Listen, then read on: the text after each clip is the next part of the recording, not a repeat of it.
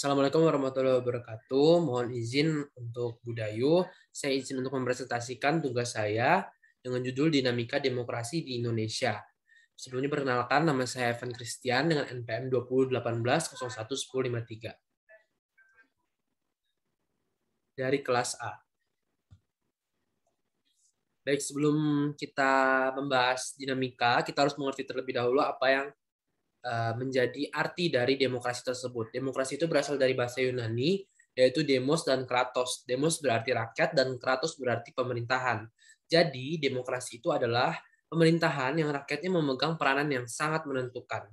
Jadi, kekuasaan tertinggi bukan berada di kepala negara, bukan berada di Perdana Menteri, tapi berada pada rakyat.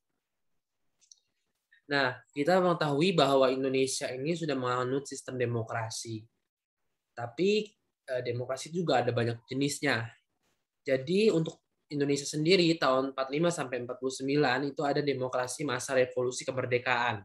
Terjadi apa saja? Terjadi political franchise yang menyeluruh, kemudian presiden yang secara konstitusional itu kemungkinan ada bisa menjadi diktator. Itu dibatasi kekuasaannya ketika dibentuk KNIP untuk menggantikan parlementer.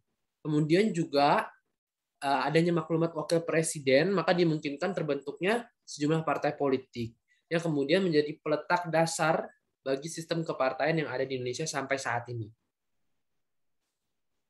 Kemudian ada demokrasi parlementer. Demokrasi parlementer ini biasanya ditandai dengan adanya kabinet-kabinet, terus dipimpin oleh Perdana Menteri.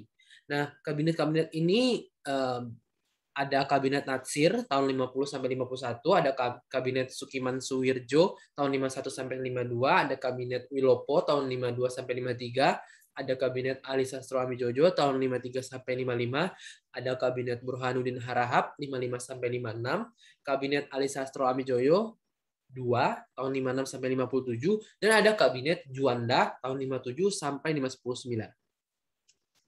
Nah, demokrasi parlementer ini menimbulkan dampak. Ada dampak positif dan ada dampak negatif. Untuk dampak positifnya sendiri bisa menghidupkan suasana demokratis yang ada di Indonesia. Kemudian mencegah kekuasaan presiden yang terlalu besar karena wewenang pemerintah itu dipegang oleh partai yang berkuasa. Kemudian menempatkan sipil sebagai pelaksana kedaulatan rakyat dan pemerintahan. Kemudian dampak negatifnya, sejumlah partai itu cenderung menyuarakan kepentingan kelompok sendiri, bukan kepentingan rakyat. Kemudian ada kecenderungan persaingan tidak sehat, baik dalam parlemen maupun kabinet yang berupa saling menjatuhkan. Kemudian sudah demokrasi parlementer, ada demokrasi terpimpin. Demokrasi terpimpin ini tahun 59 sampai 66.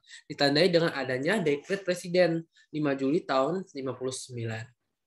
Nah, apa saja isinya? Ada pembubaran konstituante, ada berlakunya kembali UUD 45 dan tidak berlakunya UUD S 1950. Kemudian pembentukan MPRS dan DPA sementara dalam waktu sesingkat-singkatnya. Nah, pada masa demokrasi terpimpin ini terdapat berbagai macam penyimpangan. Yang pertama ada segala bentuk kekuasaan dan keputusan berada di tangan presiden. Yang kedua, konsep Nasakom, nasionalis, agama, dan komunis. Yang ketiga, pengangkatan Soekarno sebagai presiden seumur hidup. Yang keempat, anggota-anggota MPRS itu diangkat oleh presiden bukan melalui pemilu. Terus kemudian kedudukan presiden itu berada di atas MPRS.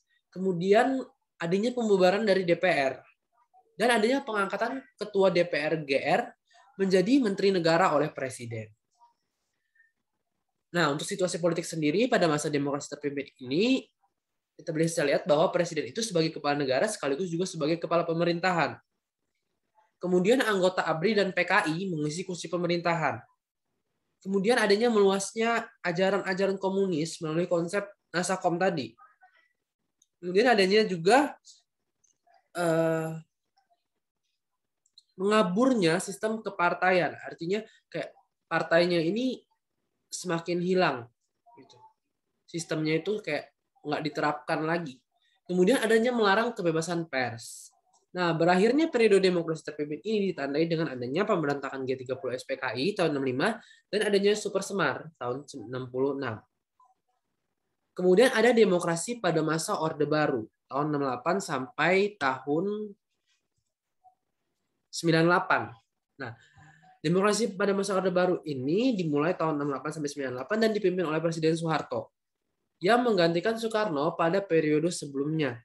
Tujuannya apa? Tujuannya adalah untuk merubah politik yang otoriter menjadi yang lebih demokratis. Nah, masa Orde Baru ini berjalan selama 32 tahun, berakhir setelah berbagai kelompok masyarakat madani yang dipimpin oleh mahasiswa menekan Presiden Soeharto untuk menandatangani surat pengunduran dirinya sebagai presiden tanggal 21 Mei tahun 98. Kelebihannya apa dari demokrasi pada masa Orde Baru ini? Kelebihannya berhasil melaksanakan program transmigrasi, melaksanakan program KB, keluarga berencana, memerangi buta huruf di kalangan masyarakat, adanya gerakan wajib belajar, gerakan nasional orang tua asuh. Kemudian kekurangnya apa? Adanya pembatasan hak-hak politik rakyat. Terus adanya pemusatan kekuasaan di tangan presiden. Pemilu yang tidak demokratis dan adanya KKN, korupsi, kolusi, dan nepotisme yang merajalela. Demokrasi pada masa reformasi tahun 99 sampai sekarang, ya, kita tahu dulu sebenarnya reformasi itu apa. Reformasi itu membuat atau menjadikan perubahan yang lebih baik lagi. Nah, pengeluaran kebijakan yang dilakukan oleh Presiden kita ketiga, B.J. Habibie, itu berusaha untuk memperbaiki apa yang telah terjadi di masa lalu. Itu. Nah, kebijakan yang dikeluarkan antara lain kebijakan dalam bidang politik, kebijakan dalam bidang ekonomi, kebebasan dalam menyampaikan pendapat dan pers, dan pelaksanaan pemilu. Mungkin sekian hal yang bisa saya presentasikan. Lebih dan kurangnya saya meminta maaf. Terima kasih. Wassalamualaikum warahmatullahi wabarakatuh.